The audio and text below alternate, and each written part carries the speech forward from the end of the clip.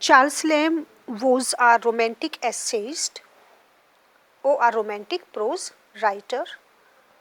He was born in 1775 and he died in 1834. He has also been called as the Prince of English Essays, and he started his literary career with a few sonnets. When he published his essays, he published all of them under the pseudonym and the pseudonym of Elia, Essays of Elia. Okay, Elia was not the name of Charles Lamb, it was the pseudonym under which he published his all essays. So this is why that we know Essays of Elia. So who was this Elia? It was Charles Lamb. And he borrowed this surname Elia. He borrowed this surname from where? From the surname of a fellow clerk at South Sea House. Okay, Charles Lamb borrowed this surname Elia from his one of his a fellow clerk, where he worked as a clerk at South Sea House, where he served as a clerk. Now, in this collection of essays, Lamb expressed his personal life, his own life, his likes, dislikes. We can say that all the personal feelings of Charles Lamb can be very well found in his essays.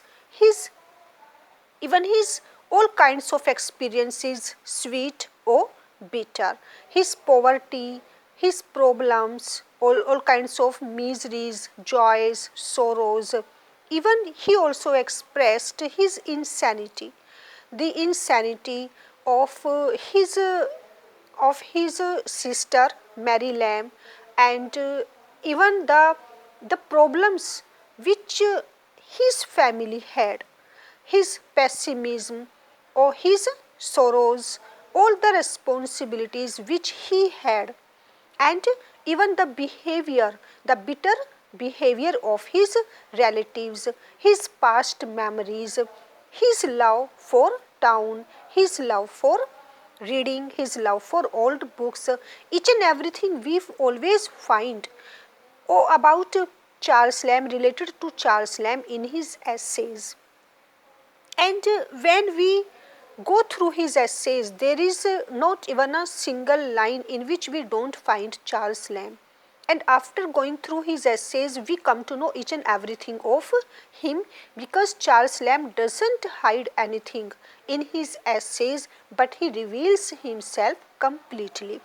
And this is why that we can say that Charles Lamb's essays are autobiographical, they are very subjective, they are very personal, and his prose style is also very informal or personal style, because he opens his heart before his readers and he does not try to conceal anything. Whatever comes in his heart, he expresses that very frankly before his readers. So this is why that essays of Elia or his collections of essays are very important for his reader, because through his essays we get aware of the personality, of the miseries, of the responsibilities, of joys and sorrows of the essayist Charles Lamb. Now, Charles Lamb, through his essays we come to know that Charles Lamb, he had one brother and one sister. The name of his brother was, it was his elder brother, and the name of his elder brother was John Lamb, and the name of his father was also John Lamb. The name of his sister was Mary Lamb. So John Lamb and Elizabeth Lamb were his parents. John Lamb and Mary Lamb were his brother and sister. Coleridge, S.T. Coleridge, a romantic poet, he also remained a good friend of Charles Lamb, and he always assisted him cooperated him or helped him in his miseries, in his bad time or in his miserable periods. Because Charles Lamb, he had gone even to lunatic asylum. So he was very poor, and this kind of poverty can be found even in his essays also of poor relation. This is the title of one of his essay of poor relation, in which he tells about his poverty and about the bitter behavior, changed behavior of his relatives. So no doubt that he was very poor, and that is why that he had to work as a clerk at the age of only 14. When he was hardly 14 years old, he served as a clerk, where first in South Sea House and then in the East India Company. So Charles Lamb, there was an insanity in his family. His mother also suffered from insanity. His sister Mary Lamb, she also suffered from the same disease, same illness. And Charles Lamb, he was also suffering from insanity. Insanity, that is madness. Okay, madness. And Charles Lamb or his sister, they always had the fits of madness, and for that Charles Lamb had to go even to the lunatic asylum. And because why he suffered from insanity? Some people say, or some critic regard, that because of an unsuccessful love affair. He was in love with Annie Simons, but he couldn't marry her because she denied, as his sister Mary Lamb, she was suffering from the fit of insanity, or we can say there was a madness in his family.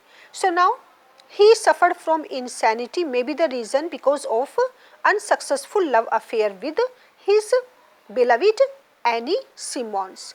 And now his sister Mary Lamb, one day she killed her mother, their mother, their mother Elizabeth Lamb. And why?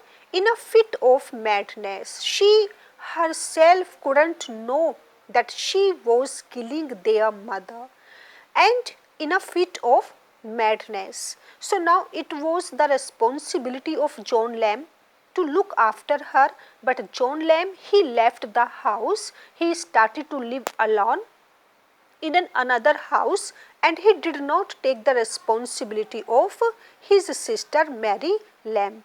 But Charles Lamb, he was a good human being, and he always looked after his sister Mary Lamb, and for her he never got married. Okay, Charles Lamb looked after her, whom his sister Mary Lamb, who had killed her mother, their mother. And there was also a risk with the life of Charles Lamb. In spite of that, Charles Lamb took all the responsibilities of his sister, and he decided never to get married, only for the sake of his sister. So no doubt that the life of Charles Lamb was full of troubles, full of miseries, full of problems or perplexations. The first thing was that he was poor, second thing was that there was a madness in their house, and now therefore his essays are, this was the reason, because there was a lot of troubles in his life. So we find all these problems, all these sufferings in the essays of Charles Lamb. So his essays become personal essay, subjective essay or autobiographical essay, we can call them. And his essays are full of wisdom. There is a mixture of both, mixture of joys and sorrows, mixture of tears and laughter. There is a blend of humor and pathos. So when he weeps, he laughs, and when he laughs, he weeps, we can say, because we find both. He laughs and he also cries. There is laughter and there is also tears in his essay. Charles Lamb wrote for self gratification. He never seems to give advices like Francis Bacon. He never tries to make a satire and irony like Joseph Addison or Richard Steele, but he wrote only to satisfy himself, only to express his troubles, his miseries, only to reduce his pain. So we can say that Charles Lamb wrote for self gratification, for his own satisfaction and for readers amusement, because there is a humor, so he always liked to please his readers. And what is the main subject of his essays? He himself, because his essays are autobiographical, and whatever he writes about himself. So this is the reason that Charles Lamb himself is the subject of his essays, and this is why that his essays become subjective essay. And to save himself from weeping, because when he feels that he is crying a lot, there is a lot of pain in his heart, then he starts to express. Later he feels that no, it is not proper to make his readers cry, so he laughs to amuse his readers. So now he mixes both. He mixes what? He mixes humor with pathos. He mixes laughter with tears, and in this way, because he was a romantic essayist, he belongs to the romantic era. So in this way, when he cries or when he laughs, he somewhere he becomes poetic in the expression of his feelings. So we find this kind of quality also in his essays when he expresses his feelings or his sentiments.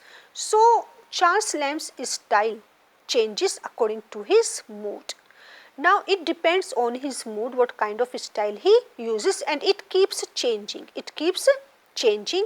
The style of Charles Lamb changes according to what? According to his mood, whether he is happy or whether he is sad, according to his moods, according to his feelings, or according to his emotions or sentiments.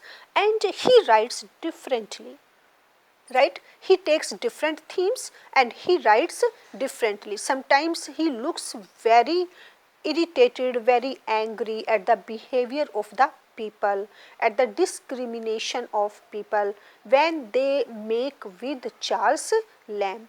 So different themes he writes differently. This was Charles Lamb, the Prince of English essays, who preferred to write under the pseudonym of Elia.